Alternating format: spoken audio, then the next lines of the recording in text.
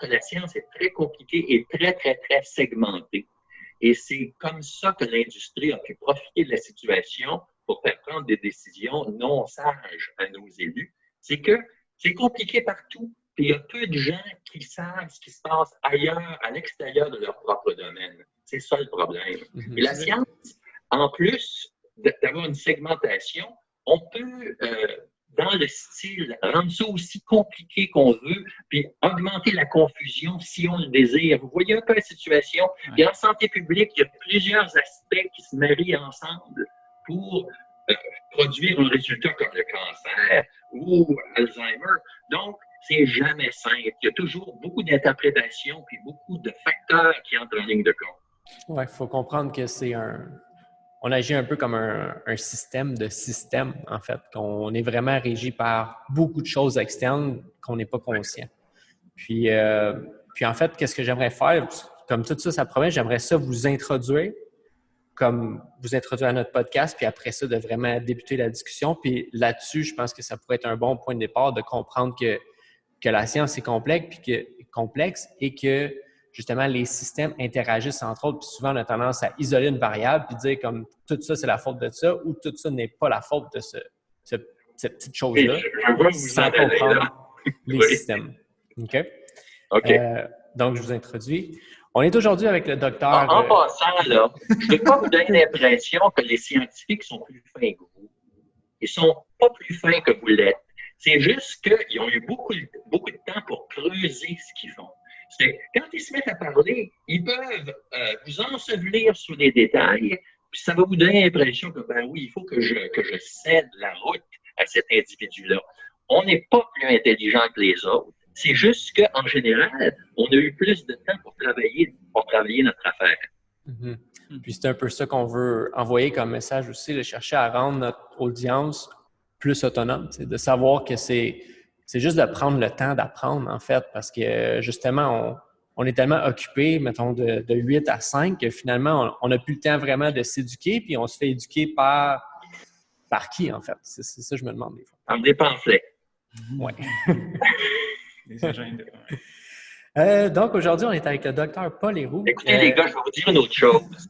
C'est que moi, là, je suis un scientifique, puis je vis avec ce problème-là depuis longtemps. Je me suis rendu compte que les arguments scientifiques n'arrivent pas à altérer la situation. Ceux qui peuvent altérer la situation pour le mieux, c'est vous autres. Parce qu'il faut que les gens se réveillent. Puis moi, comme scientifique, je peux être un outil pour vous, mais c'est les gens comme vous qui vont faire une différence. Puis, dans quel sens pensez-vous qu'on peut faire cette différence-là? Qu'est-ce qui fait que nous, on peut la faire? Parce que vous faites de l'éducation et vous êtes un moteur pour faire réfléchir les gens à une situation qui, dans un certain sens, comme vous dites, avec le 9 à 5, ils peuvent dire c'est pas de nos affaires, qu'on n'a pas le temps de s'en occuper. Là, on est dans une belle situation avec le COVID, il y a beaucoup de monde à la maison.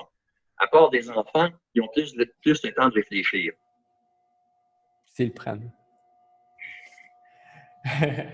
Donc, aujourd'hui, on est avec le docteur Paul Héroux, qui a débuté sa carrière à l'Institut de recherche de l'Hydro-Québec de Varennes. Il est présentement professeur associé à la faculté de médecine de l'Université de McGill, là où il est le directeur d'un programme sur la santé ainsi que scientifique médical dans le département de la chirurgie de McGill Health Center. Il est avec nous aujourd'hui pour discuter des effets de l'électromagnétisme sur la santé et l'adoption du 5G. Docteur Héroux, merci d'avoir accepté notre invitation et bienvenue sur le FRG Podcast. J'aimerais qu'on commence. Merci. J'aimerais peut-être qu'on débute en sachant ce que c'est des champs électromagnétismes, puis qu'est-ce que ça fait avec nous, l'électromagnétisme, puis de savoir, en fait, je vous laisse le champ libre là-dessus. Vous êtes pas mal mieux placé que moi pour nous éduquer sur qu'est-ce qu'est l'électromagnétisme. Bon, la première chose, c'est que la grosse part de l'électromagnétisme dans votre vie, c'est le rayonnement du soleil. Le soleil est une très puissante source de radiation électromagnétique.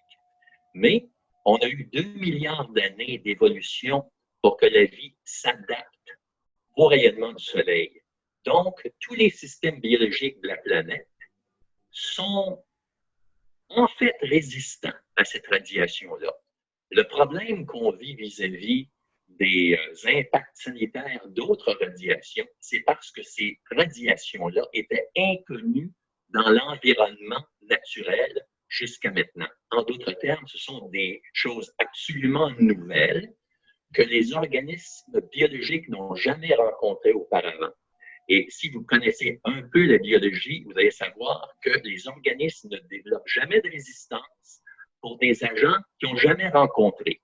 Donc, de croire que parce qu'il existe un soleil, on est résistant aux ondes de basse fréquence des systèmes d'électricité ou des ondes à plus haute fréquence des systèmes de télécommunication, c'est une gageure extrêmement fragile. Mais il y a des gens qui ont fait cette gageure-là pour des motifs que je décris comme commerciaux. Donc, les rayonnements électromagnétiques sont très répandus dans la nature, mais on a ajouté quelque chose d'absolument artificiel et cet ajout-là est très substantiel du point de vue de l'intensité et il a monté progressivement à partir du début des années 1900 jusqu'à maintenant. Ça a été d'abord l'électrification de la société. On n'avait pas d'électricité en 1901, mais maintenant, tout le monde l'a. Samuel Milham, l'ancien épidémiologiste de l'État de Washington, a noté dans son étude sur l'électrification des États-Unis qu'aux endroits où on introduisait l'électrification plus tôt, le taux de cancer montait plus tôt. Donc, il a vu, lui, une association entre l'électrification et le cancer. Ensuite, après l'électrification, on a ajouté la radio AM, modulation d'amplitude, la radio FM, modulation de fréquence. Après ça, on a ajouté des signaux de télévision. Toutes ces choses-là sont des innovations technologiques qui ont une très grande importance pratique parce que ça permet beaucoup de choses. Après la télévision, on a ajouté des choses comme les téléphones cellulaires, la génération 1, 2, 3, 4, 5. Et dans ces générations-là, à partir de la deuxième génération, on a utilisé des ondes pulsées qui avaient une grande, je dirais, irrégularité dans leur structure. Et ça fait une très grande différence du point de vue des impacts sanitaires. Les limites de sécurité ont été décidées, en fait, par l'armée américaine vers 1966. Et ça a été décidé par un comité qui était dominé par l'armée et par des gens qui n'avaient rien à voir avec la santé. Donc, ça a été établi dans un contexte où les États-Unis étaient en guerre froide contre l'Union soviétique. Sputnik venait d'être lancé. Il y avait le sénateur McCarthy qui cherchait des communistes partout. Donc, pour des raisons politiques à cette époque-là, c'était considéré comme non patriotique de dire que ces ondes-là avaient des effets biologiques. De plus, la bombe atomique était récente.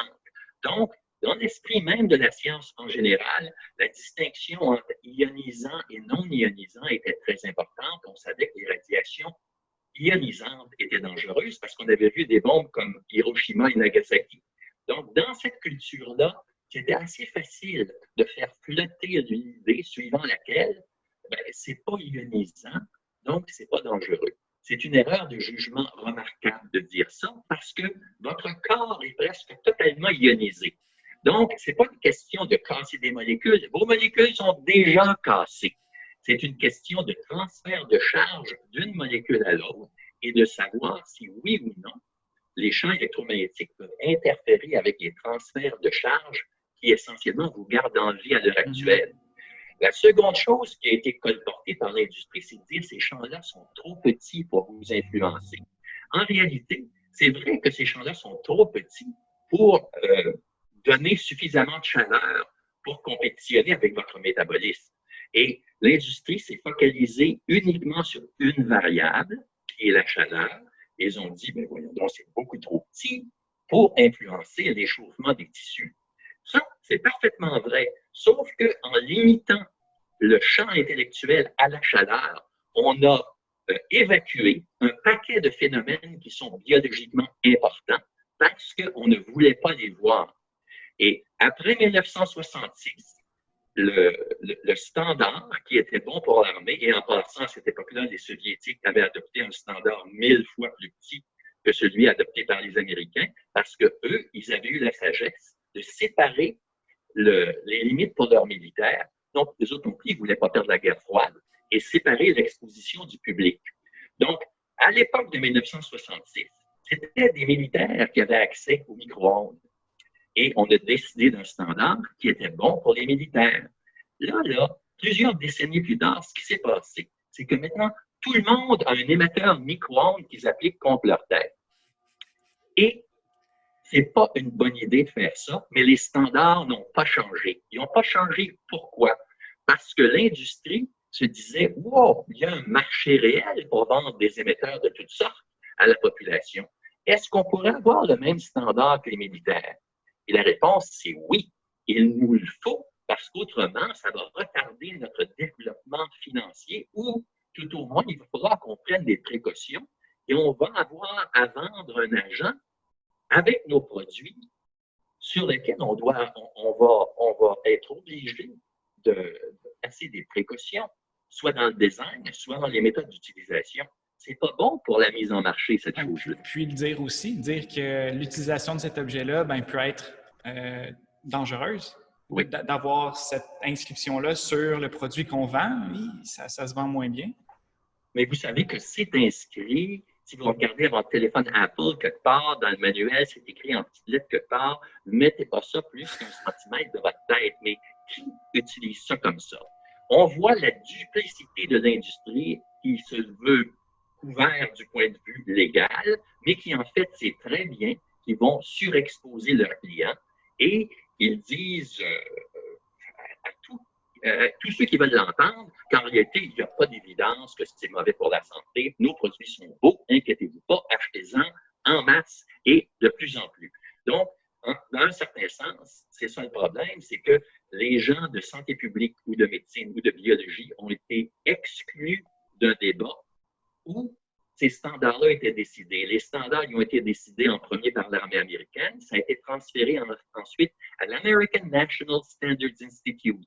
Ça, c'est un groupe de compagnies d'ingénierie. Finalement, ça a été transféré à l'Institute of Electrical and Electronics Engineers. Donc, ça, c'est des électriciens et c'est des électroniciens. Et finalement, le standard maintenant est transféré à la FCC, Federal Communications Commission, qui n'a aucun expert, dans le fond, en santé dans son personnel. Donc, vous voyez que pendant des années, le standard a été surveillé et maintenu et supporté par les ingénieurs à l'exclusion, en fait, des biologistes à qui on faisait comprendre doucement dans les réunions qu'ils devraient perdre leur temps ailleurs. Puis, pourquoi est-ce qu'on développe toujours, disons, plus de G, si on veut? Donc, tantôt, vous disiez 1G, 2G, 3G, 4G, 5G. Donc, G, c'est pour génération. Oui. Puis, pourquoi on cherche toujours à en avoir plus de G? Est-ce qu'on va, à un moment donné, arriver à 10G, 11G? Oui. OK. Parce que G, c'est des générations commerciales. C'est également des générations de performance, mais dans le fond, c'est des générations commerciales. C'est que vous ne voulez pas avoir de l'équipement à date. Tout le monde veut avoir de l'équipement à date. Donc, il faut produire des générations pour que vous achetiez un nouvel appareil. Et en fait, un des grands motifs du 5G, c'est que s'il n'y a pas une nouvelle génération qui prétend vous donner quelque chose de plus, vous n'achèterez pas un téléphone cellulaire l'an prochain. Si vous n'achetez pas un téléphone cellulaire l'an prochain, au prix de 1 500 $, ben, il y a des industries qui ferment. Donc, l'industrie est consciente de la force qu'elle a dans la popularité de son produit et elle veut continuer sur cette lancée-là. Et il n'y a pas de limite à ce qu'ils peuvent envisager. Donc, comme disait le président Trump, il est favorable au 5G, au 6, au 7, au 8, parce que pour lui, c'est de l'activité économique. Il n'est pas vraiment soucieux du transfert de données, il n'est pas réellement soucieux d'autre chose que du fait que on va engranger beaucoup de taxes là-dessus. Mais ça, c'est une chose. Est-ce que lui-même est au courant de qu'est-ce qu'il a de néfaste à propos de l'électromagnétisme, en fait? T'sais, notre but, c'est vraiment d'éduquer les gens sur l'électromagnétisme, que ça existe.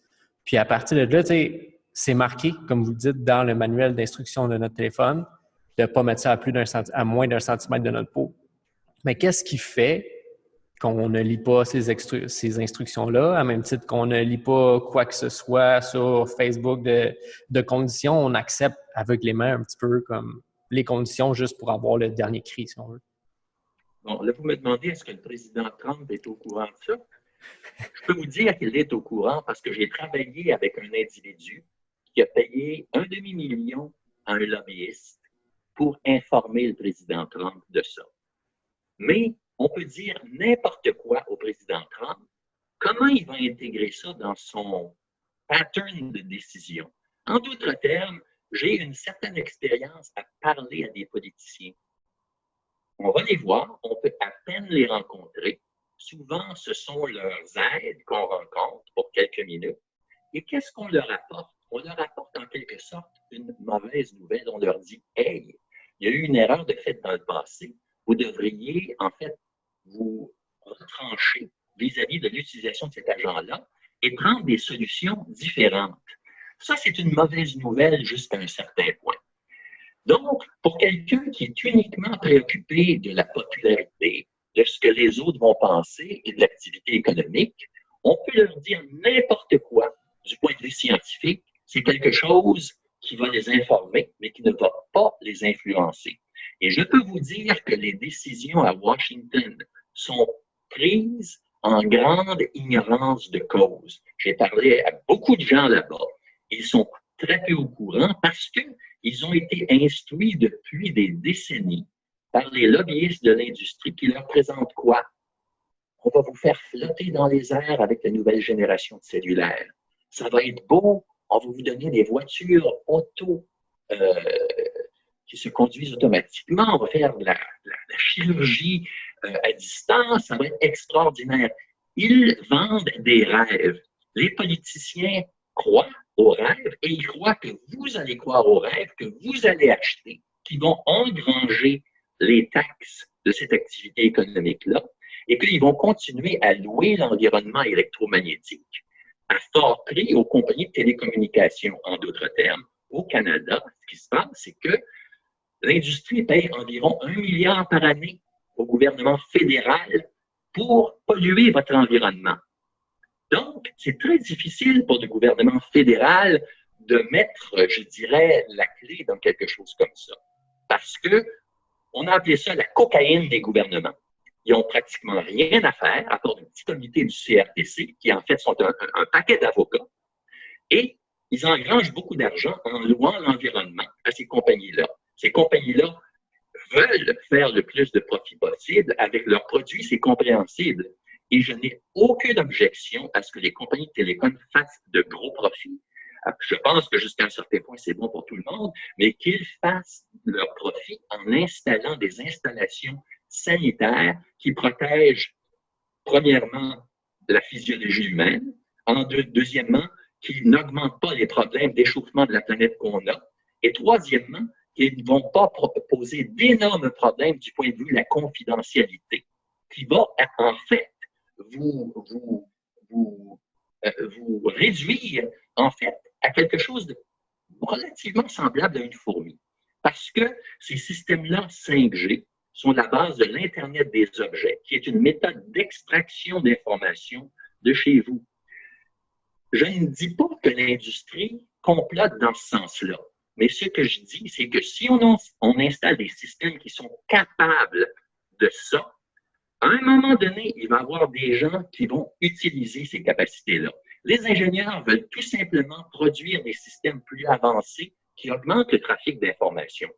Mais comme dirait Marshall McLuhan, il disait « The medium is the message ». En d'autres termes, les capacités que vous avez deviennent, en fait, influent énormément sur les conséquences. Donc, installer des systèmes où des étrangers, que ce soit Apple, que ce soit Microsoft, que ce soit la CIA, que ce soit le gouvernement canadien, le gouvernement américain, le gouvernement chinois, peuvent en fait extraire un paquet d'informations de chez vous.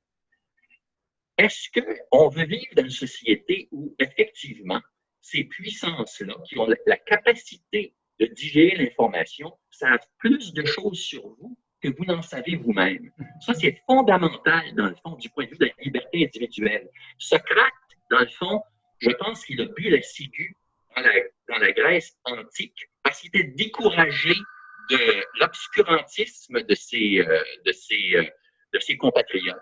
En d'autres termes, à certains moments donnés, excusez-moi, Non, ça va.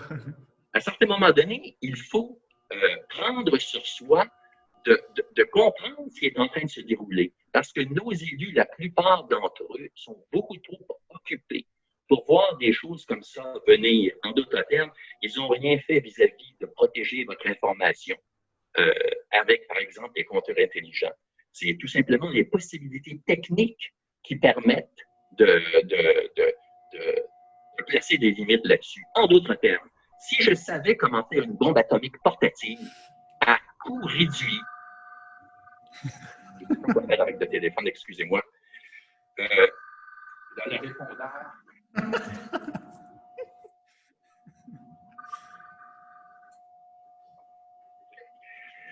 Si je pouvais faire une bombe atomique à coût réduit parce que j'ai la capacité technique de le faire, est-ce qu'on devrait autoriser ça et permettre à n'importe qui d'en avoir une dans sa poche? Donc, quand on est fâché, on peut détruire la ville où on vit. Donc, là, ce qu'on permet comme déploiement technique a des influences sur notre vie dans l'avenir. Et on ne peut pas ignorer ce genre de choses-là. Donc, laissez faire les ingénieurs dans le design qui... Derrière un ingénieur, il y a un vendeur. Donc, ils sont très intéressants du point de vue d'augmenter nos capacités. On a le téléphone, on a l'électricité, on a la télévision, on a des télécommunications merveilleux, mais on doit vérifier que les améliorations qu'ils amènent dans notre vie sont compatibles avec notre philosophie et nos désirs à nous. Et il ne faut pas que les intérêts de ces compagnies-là divergent de nos intérêts à nous.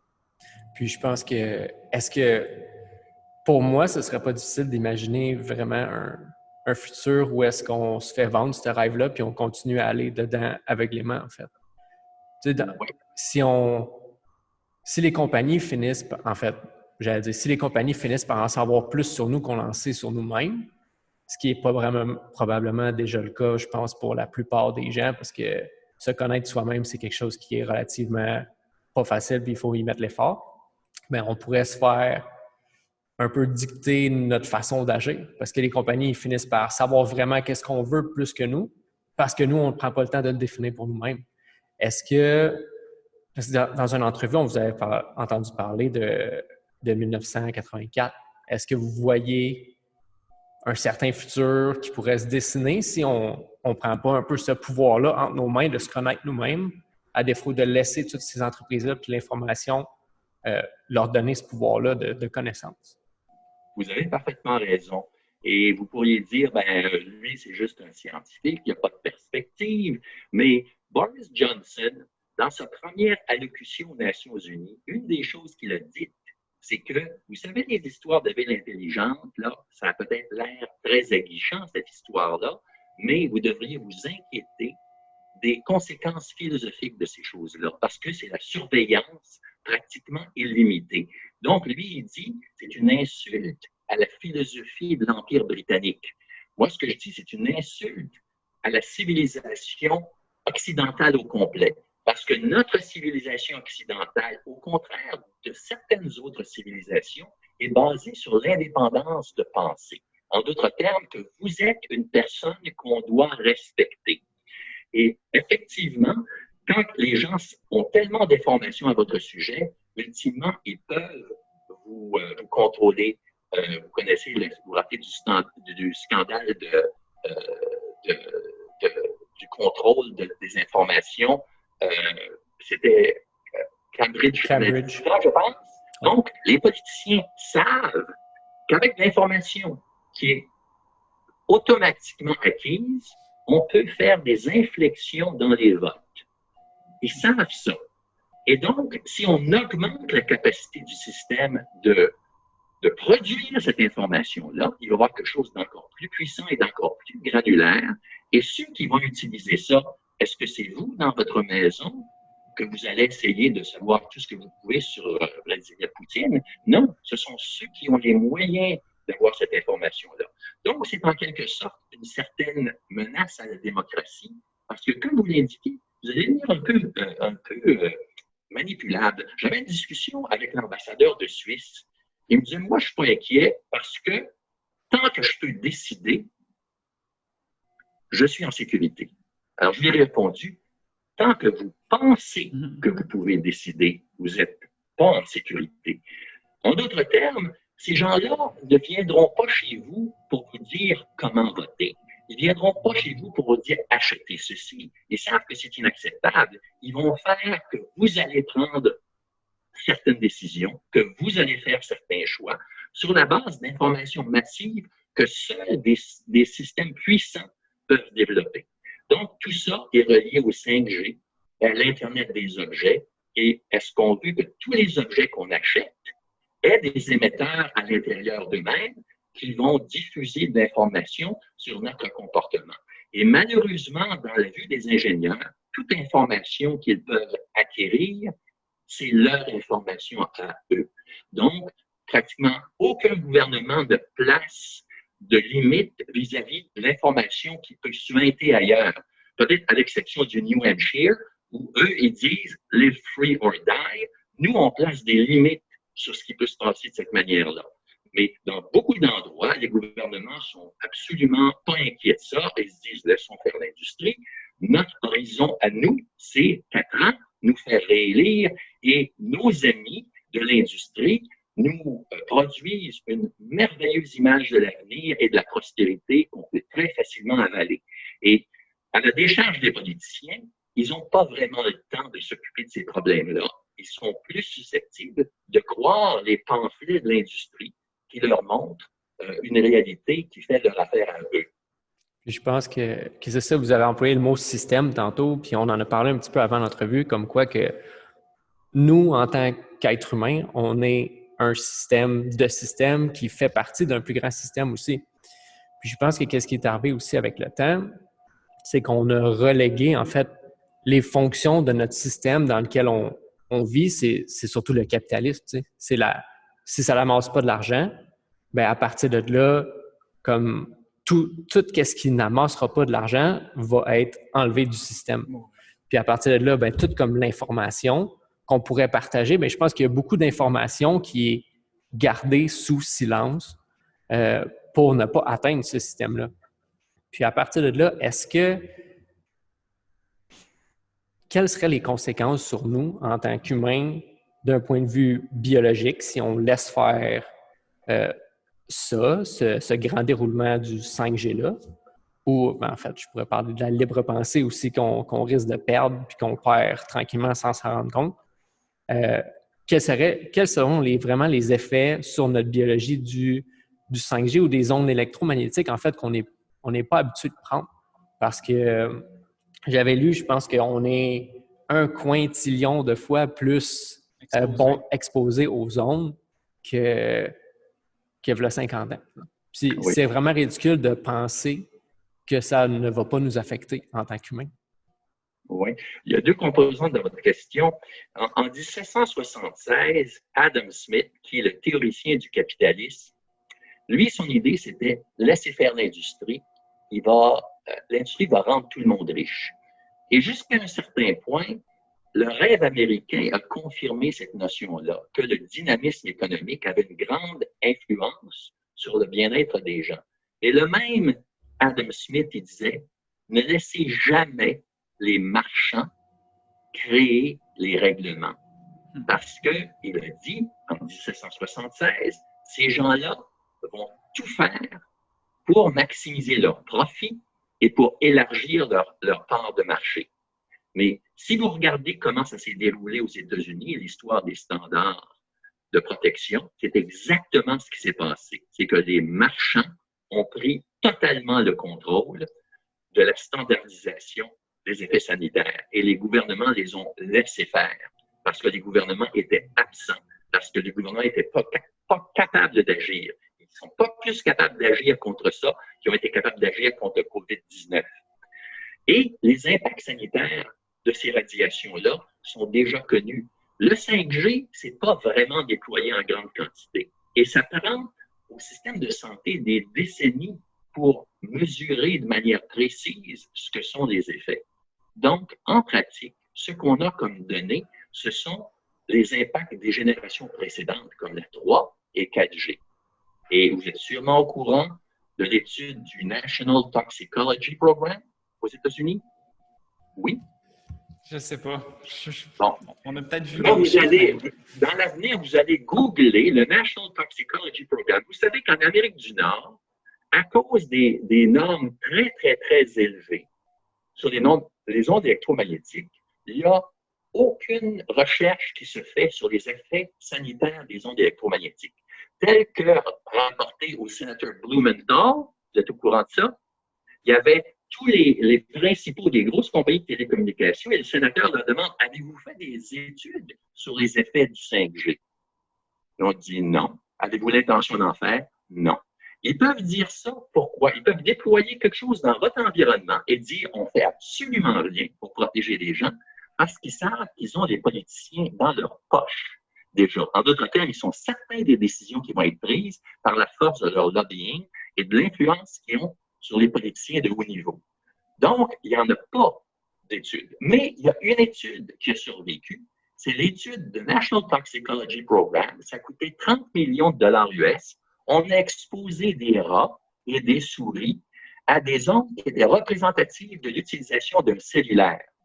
Et le résultat, ça a été Clean Evidence of Carcinogenicity. Et là, les divers organes du gouvernement américain qui ont été très embarrassés par ça ont fait des pieds et des mains pour essayer d'atténuer ces résultats-là. Ça, c'est des résultats numériques, mais quand on fait le sommaire pour le public, on peut dire ce qu'on veut. Donc, il y a eu un effort pour dire, vous ne pourriez pas dire à la place « some evidence of carcinogenicity » pour essayer d'atténuer ça. Et au cours du temps, il y a eu un nombre d'études, celle de Chu, celle de Ripaccioli, celle de Lurchow. Donc, toutes ces études-là ont montré que les ondes des cellulaires étaient cancérigènes. Mais il y avait des intérêts puissants qui ne voulaient pas que ça soit connu par le public. Ils allongeaient les discussions au point où les gens se lançaient et finalement, le message n'était pas entendu. Donc, il y a eu le National Toxicology Program, qui est une étude récente, considérable, qui vous dit clairement ce que c'est. De l'autre côté de l'Atlantique, il y a l'Institut Ramazzini, qui est un institut de grande renommée, qui a fait une étude, eux, pour évaluer l'impact des tours de cellulaire sur la santé. Ils disent nos résultats sont entièrement compatibles avec ceux du National Toxicology Program. Vivre près d'une tour de cellulaire, c'est pas bon pour votre santé. Et de manière contemporaine, la ville de Montréal se dit on va en mettre partout des tours comme ça. Et on sait que de vivre à moins de 500 mètres d'une tour, c'est mauvais pour votre santé. Mettons-en donc partout. Est-ce que c'est pas riche comme idée, ça?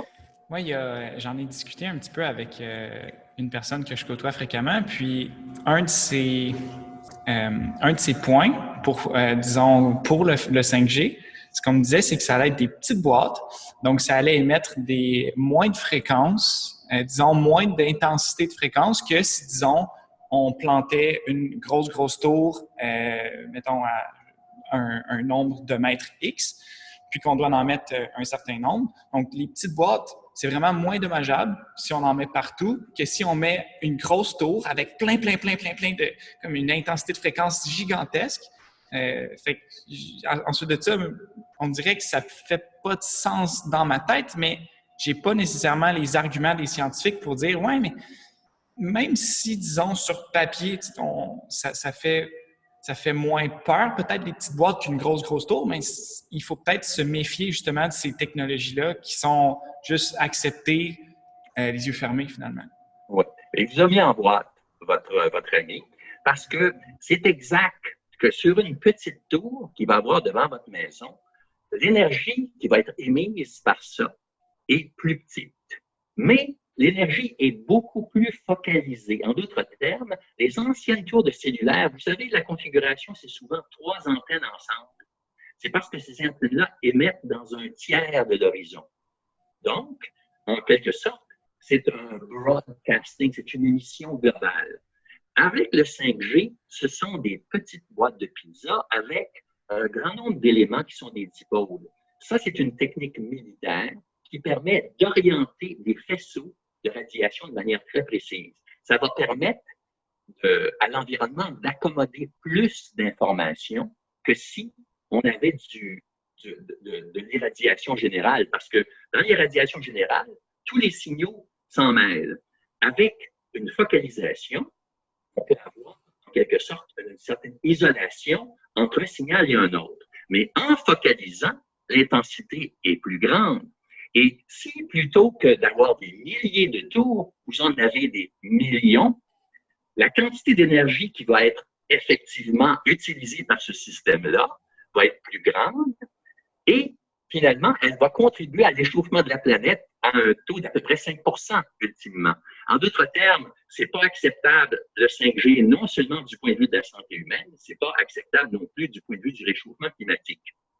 Puis côté santé humaine, en fait, quels seraient les dommages biologiques que ça peut nous causer comme directement?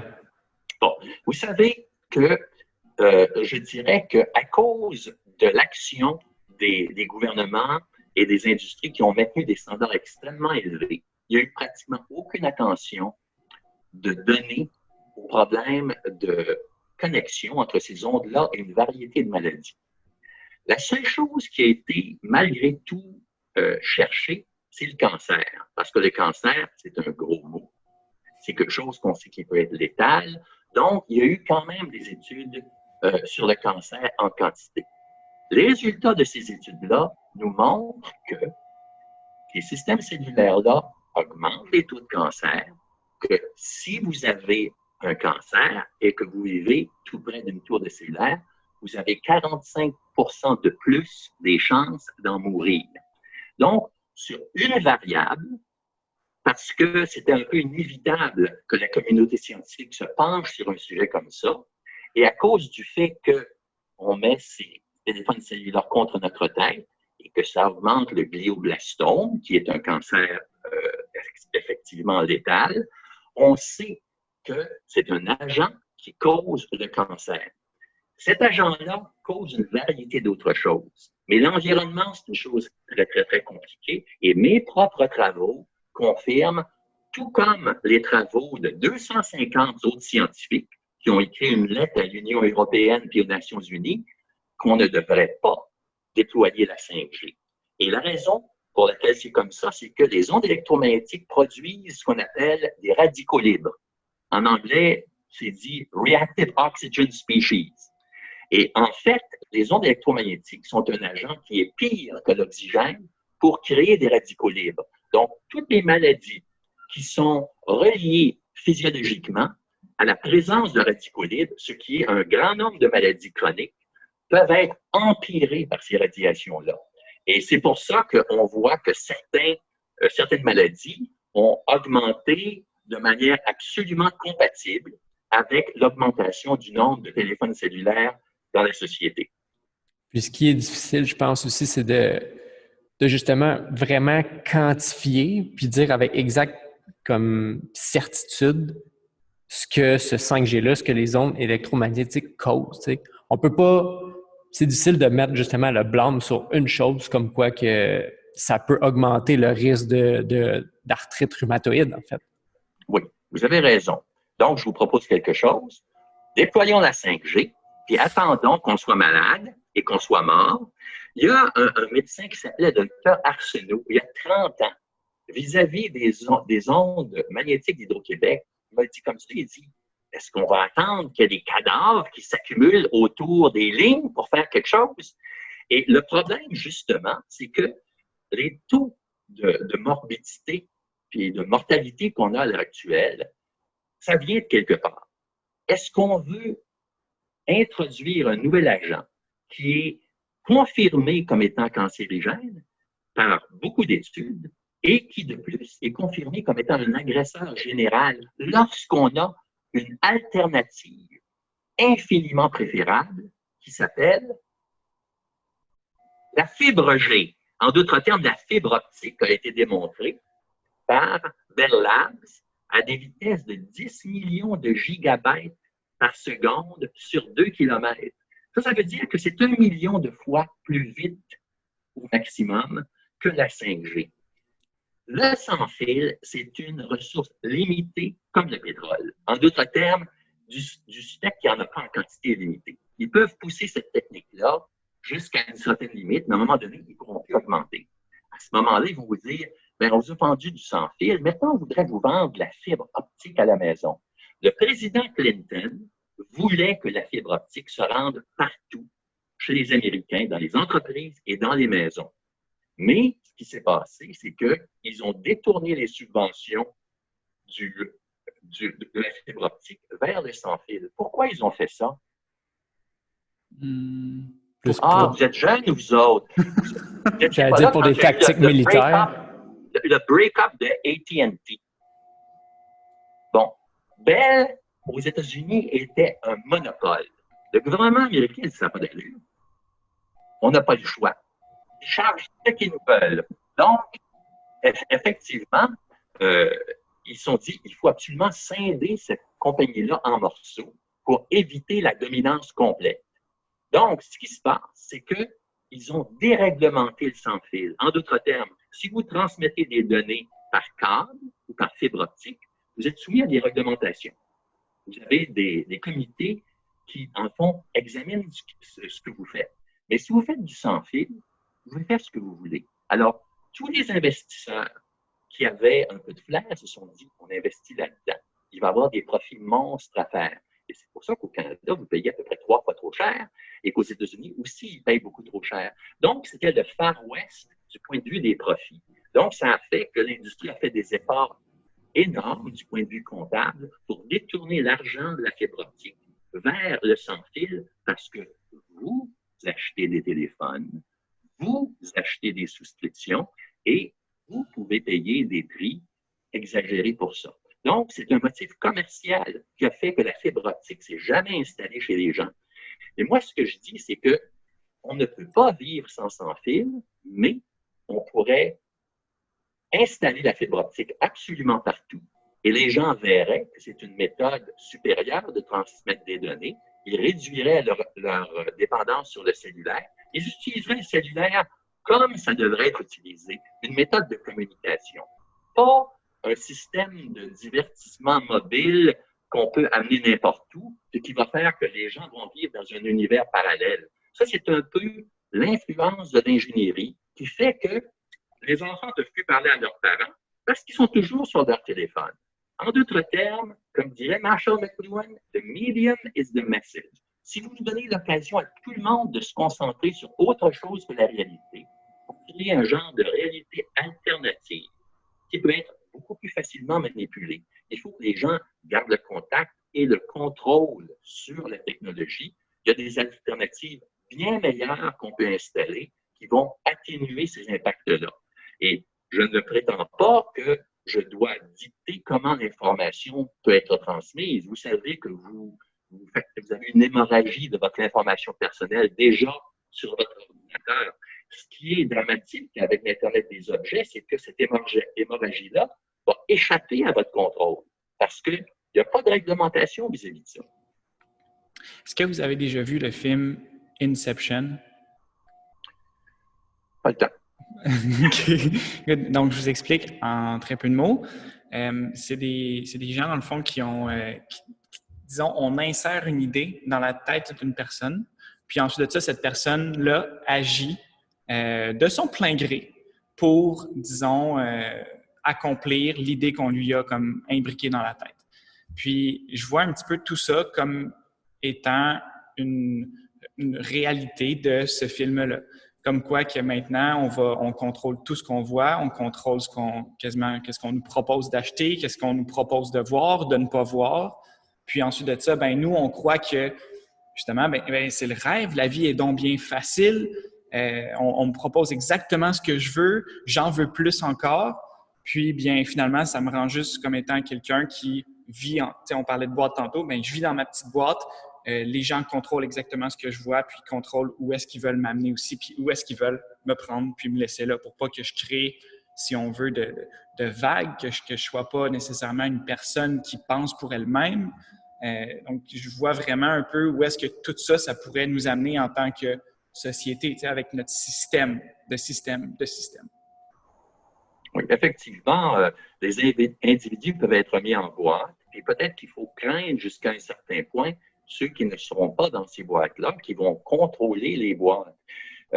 Moi, je ne suis pas un conspirationniste. Je ne pense pas qu'il y a nécessairement une volonté, bien que les gens qui ont des grosses sociétés, là, comme Google, ils disent ouvertement qu'ils contrôlent l'information pour faire du marketing, mais ils se défendent de vouloir aller là où vous le suggérez. Mais ce que je crois, c'est que si les systèmes sont disponibles en temps d'élection, ça va être utilisé parce que les gens vont être extrêmement motivés de le faire. Lorsqu'il va y avoir des hostilités entre les nations, comme vous le savez, c'est déjà des nouvelles absolument connues que les pays essaient de s'inter-influencer politiquement. Donc, effectivement, les élections, c'est très important. Et je pense qu'une chose aussi importante, c'est de contrôler la consommation, parce qu'à ce moment-là, on contrôle les flux d'argent dans la société. Et en d'autres termes, moi, je dis qu'on devrait limiter ou même éliminer les systèmes qui permettent ce contrôle-là que je considère comme un contrôle excessif. Puis, justement, comme tantôt Sam parlait d'une idée, ben, je pense qu'il faudrait se poser la question qui est-ce qui met nos idées dans notre tête, en fait. C'est comme, justement, si c'est le système qui contrôle un peu cet accès à l'information-là, ben, éventuellement, on se retrouve avec beaucoup d'informations, puis on ne voit pas nécessairement qu'est-ce que nous, personnellement, on veut voir. Puis, je vois votre grande bibliothèque derrière vous. J'aimerais ça vous demander comme quelle importance accordez-vous à une belle grosse bibliothèque? Bien, les bibliothèques, vous savez, c'est un reflet de l'âge parce que les gens un peu plus modernes comme vous, ils n'ont pas eu peut-être le temps d'accumuler beaucoup de livres. Généralement, les scientifiques un peu plus jeunes, ils fonctionnent sur l'Internet, puis leur carrière est contenue dans un disque dur.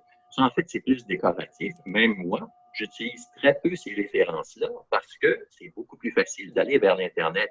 Et c'est quand même assez inquiétant de se rendre compte que ceux qui peuvent payer pour mettre en relief leur publication sur l'Internet parce qu'ils avaient l'argent pour les mettre open access. Puis, c'est également inquiétant de voir que les comités de lecture peuvent être influencés sur ce qu'il y a dans les... Il y a beaucoup je dirais, de niveaux auxquels l'information peut être contrôlée. Puis, l'information peut être là, mais si elle n'est pas lue, elle n'a aucune influence. C'est qu'une industrie qui sait comment procéder va magnifier l'information qu'elle veut. Et moi, j'ai été témoin des processus de l'I3E, des ingénieurs, pour constituer des bibliographies qui allaient mener à certaines conclusions en excluant toute l'information qu'ils n'aimaient pas, puis en focalisant sur ce qu'ils voulaient. Et ça, c'est très facile à faire. Et lorsqu'on a une grosse bibliographie comme ça, c'est facile d'aller voir un gouvernement et dire, vous voulez évaluer ça? On va vous aider. On va vous aider. Puis la plupart des gouvernements, dans le fond, sont dans une situation où ils n'ont pas les ressources pour faire des investigations en profondeur. Donc, ils sont pris, ils ne savent pas quoi faire. Ils acceptent cette aide-là avec le plus grand optimisme. Mais finalement, ce qui se produit, c'est que les recommandations qu'ils ont sont très, très biaisées en faveur d'une industrie qui crée des longs documents pour donner l'impression, pour sécuriser, dans le fond, les gestionnaires et les décideurs. Et on a vécu cette situation-là. Et les révoltes des scientifiques, comme celle du Dr. Carpenter, avec son rapport Bioinitiative, ont existé, mais elles n'avaient jamais le support que l'industrie pouvait se donner à elle-même. Parce que l'industrie, c'est des organisations professionnelles qui sont internationales, qui ont des réunions de coordination subventionnées par toutes ces entreprises-là. Les scientifiques sont relativement isolés et ont peu de méthodes pour compétitionner avec l'industrie. Est-ce que vous avez le temps encore pour peut-être une ou deux questions? Oui, allons-y. OK, génial.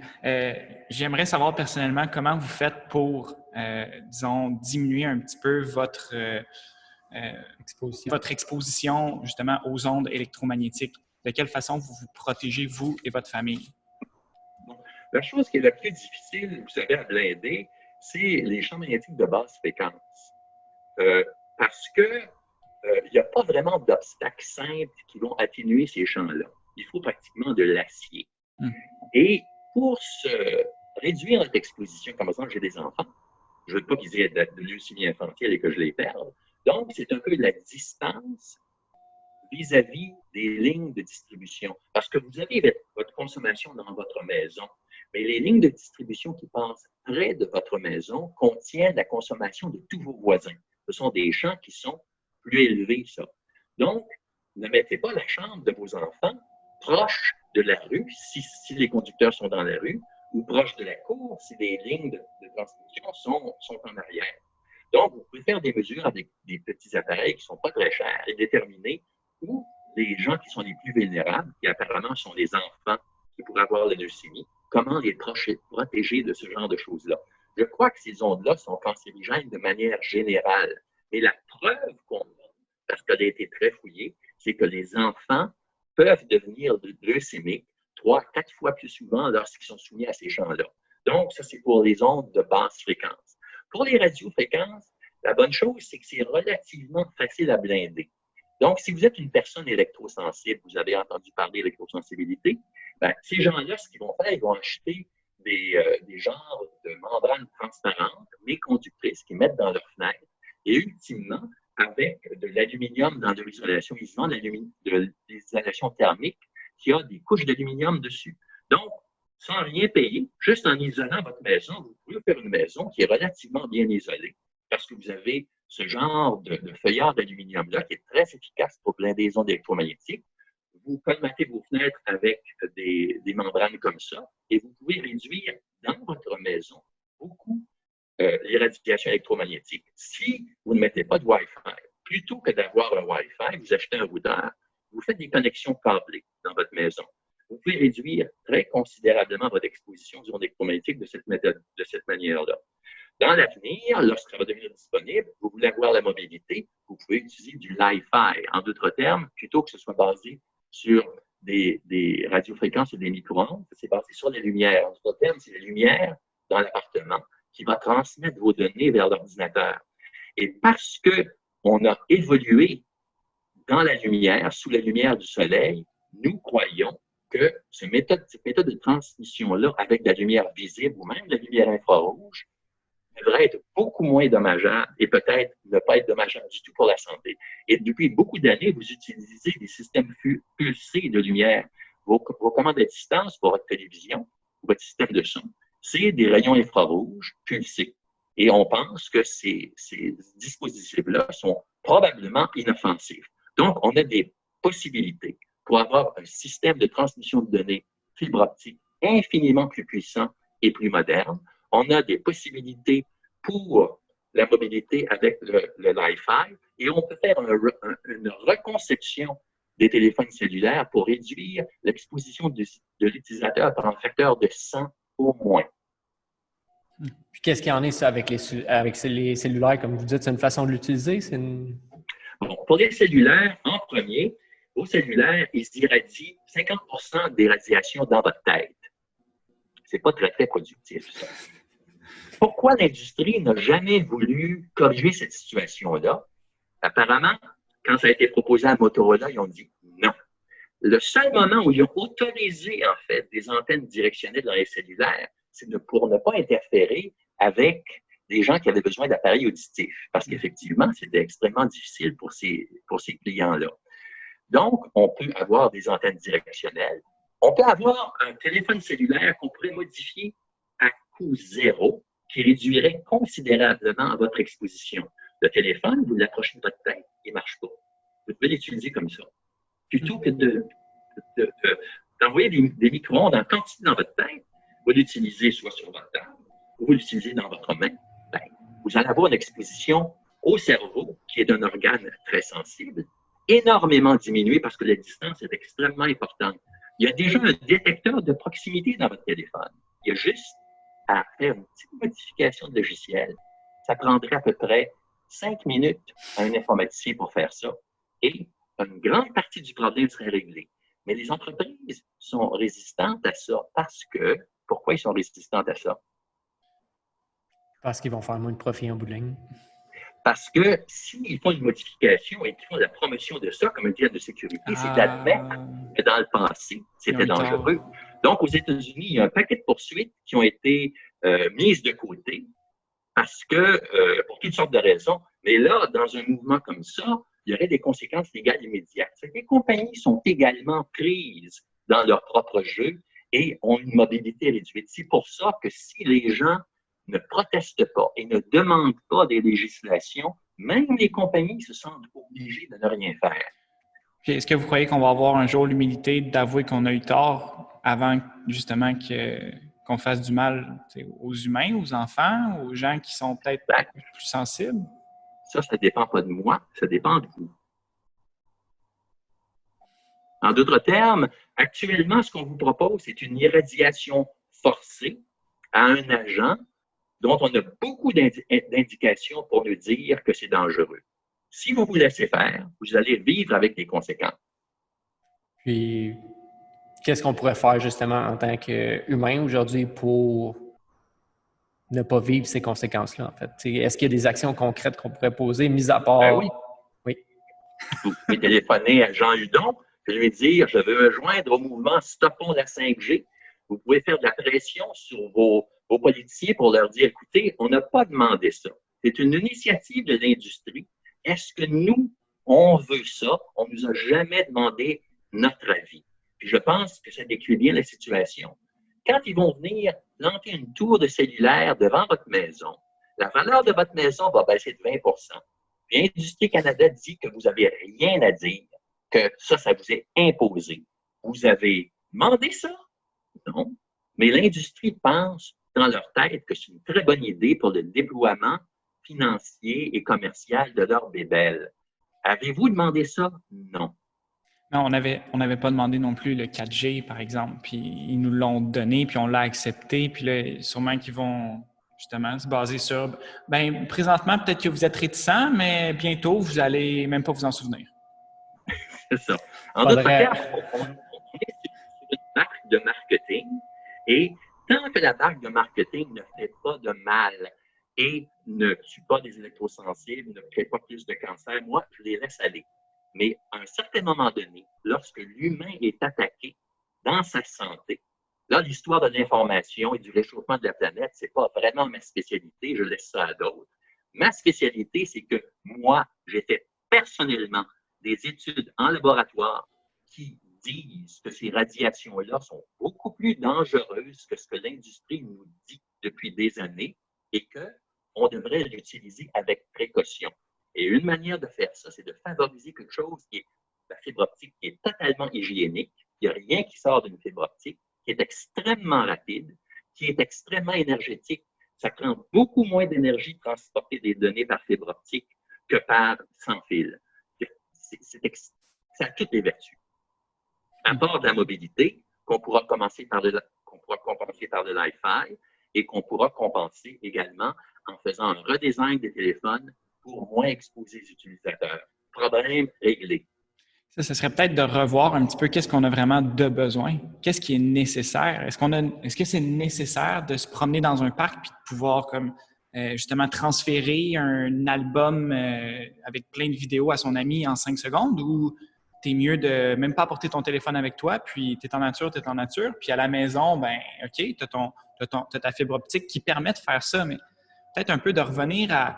Je me rappelle, quand j'étais jeune, on me déposait au centre d'achat, j'allais voir un film avec mes amis, puis ensuite de ça, ben, on le terminait. Si mes parents étaient en retard, ils étaient en retard, puis je les attendais. C'est sûr que ça me crée un petit peu d'anxiété, mais maintenant, on dirait qu'il n'y a plus ce genre de moment-là où est-ce que, ben, je dois attendre. Je dois juste être avec moi-même. On dirait qu'on est tout le temps... On a un 10 secondes, mais on va sortir notre téléphone pour ne pas passer ces 10 secondes-là seul. Oui, et il y a quelqu'un d'autre qui va s'insérer dans votre tête le plus vite possible. Dans le fond, d'avoir un peu de solitude, c'est un droit jusqu'à un certain point. Et vous avez complètement raison, c'est une question de style de vie. Est-ce que vraiment on a besoin de ce système-là et quelles sont les conséquences de le déployer? Donc, l'équation est bien posée. En d'autres termes, du point de vue de l'industrie, ils veulent que vous ayez un train de vie qui soit le plus digital possible.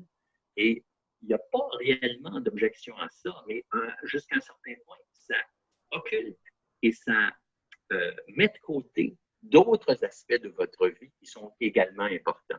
Et donc, il faut choisir. Et ce n'est pas à l'industrie de faire ce choix-là pour nous.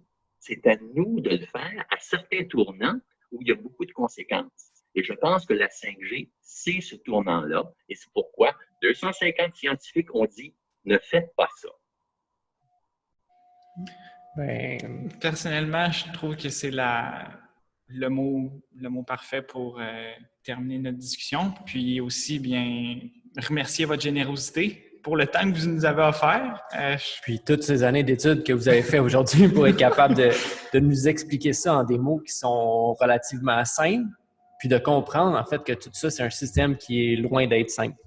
Mais qu'est-ce qu'on peut faire, nous, en tant qu'individus, c'est vraiment continuer à s'informer puis être conscient de l'influence que tous ces systèmes-là ont sur la qualité de vie qu'on a aujourd'hui puis la qualité que nos enfants dans le futur auront aussi.